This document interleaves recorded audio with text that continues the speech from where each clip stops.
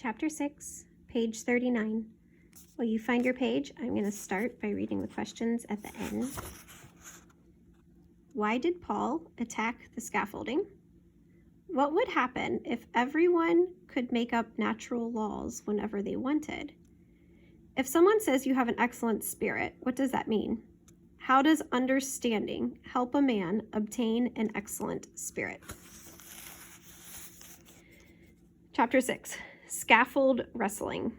The universe has been built for us by a supremely good and orderly creator. Nicholas Copernicus. Nathan, Paul, Davy, and I stopped to enjoy our accomplishment. We had just finished installing the roof trusses on the house we were framing. It felt good to sit in the shade and drink some cold water. The final section of vaulted trusses spanned 30 feet across the family room. They started at the top of the 9-foot exterior walls and sloped up to 15 feet in the center. When we returned to work, Paul's job was to install 2x4 blocking between each truss at the peak to keep the trusses accurately spaced and to provide backing for the sheetrock. We had a set of scaffolding, 6 feet wide and 10 feet long, that barely fit under the trusses. Paul, whom we called the cat because of the way he crawled around on the highest parts of the building, found every excuse he could to work on that platform high above the floor. Vaulted trusses are sometimes called scissor trusses. If you take a pair of scissors, open them as wide as possible, and then gently set the points on the floor, they look similar to a vaulted truss. You can imagine that if you have a set of scaffolding that barely fits under the trusses in the middle, it must stay right in the center, or the top corners of the scaffold will run into the bottom of one of the trusses. This was the challenge Paul faced as he attempted to pull the scaffolding from one end of the room to the other. Keep in mind that Paul was 11 years old and weighed 65 pounds. Adding to his troubles, the scaffolding had spent the last 2 years lying against the back side of the barn.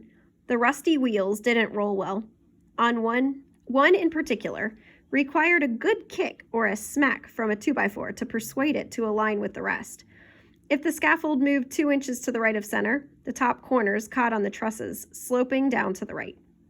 If it moved 2 inches to the left corners of the scaffold caught the trusses, sloping down toward the left. Paul, using every muscle in his body, began moving the scaffold. Getting off center, the right front corner caught. When he lined that up and pulled again, the back left corner, the one with the sticky wheel, went sideways and hooked on the truss above it. Back and forth, he jerked and pushed. Just when he thought he had all 4 corners aligned to pass under the trusses, one corner would catch again. After a few minutes of frustration, Paul began to yell and kick as if he was in a saloon fight in an old western town. I couldn't help but stand back and laugh. Of course, for Paul, it was no laughing matter. From his perspective, that scaffold was a renegade that needed to be shot.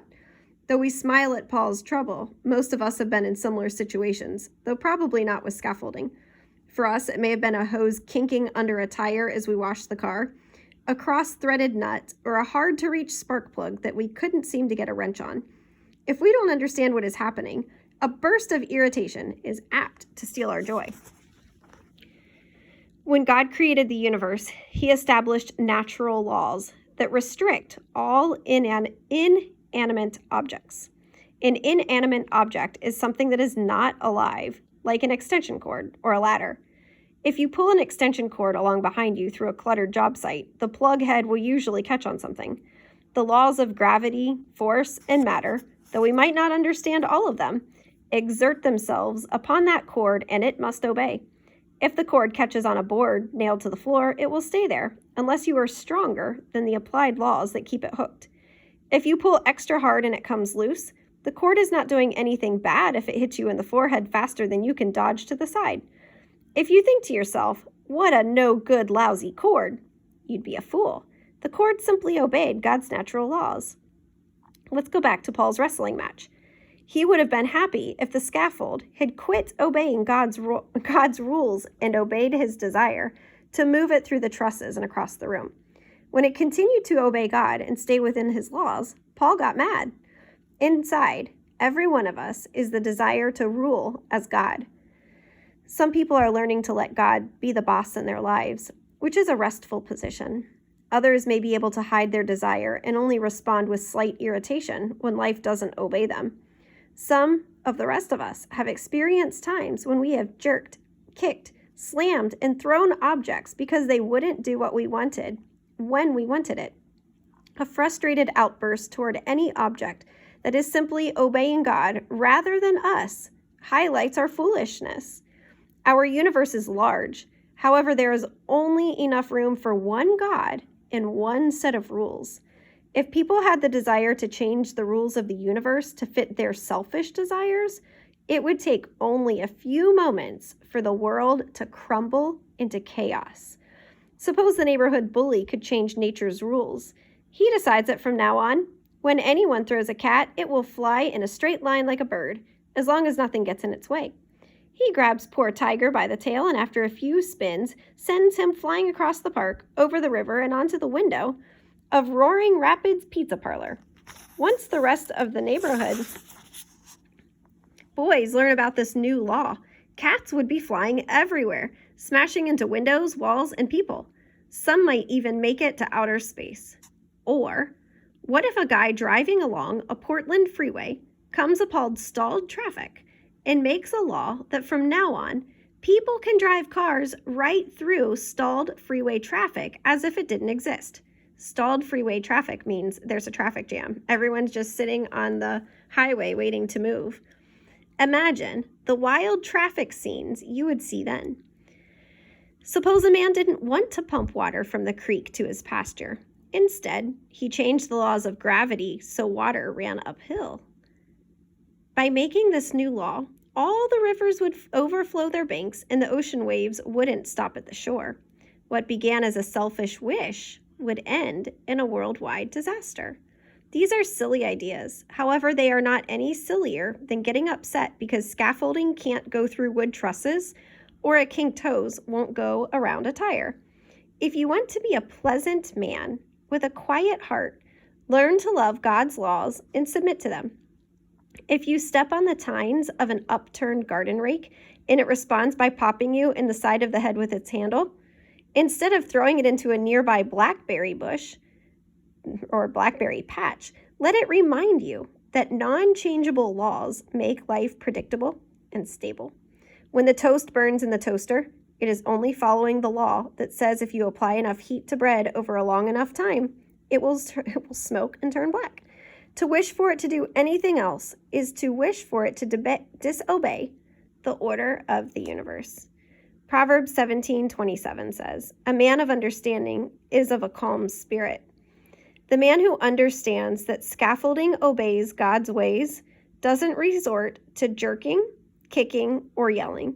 He's free to quietly apply a lubricant to the wheels or to be patient enough to guide his equipment through tight quarters.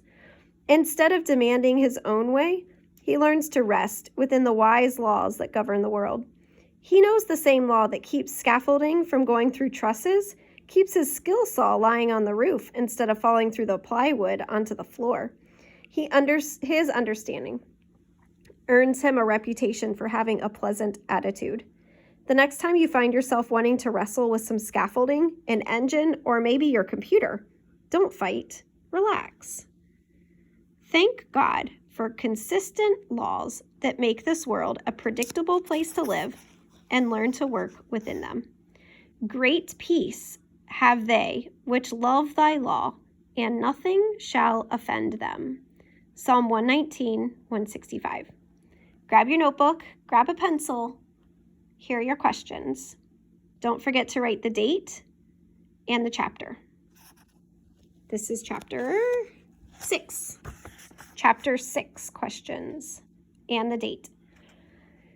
Number 1, why did Paul attack the scaffolding? Press pause and write your answer. Number 2, what would happen if everyone could make up natural laws whenever they wanted? Press pause and write your answer. Number 3, if someone says you have an excellent spirit, what does that mean? Press pause and write your answer. Number 4, how does understanding help a man obtain in excellent spirit.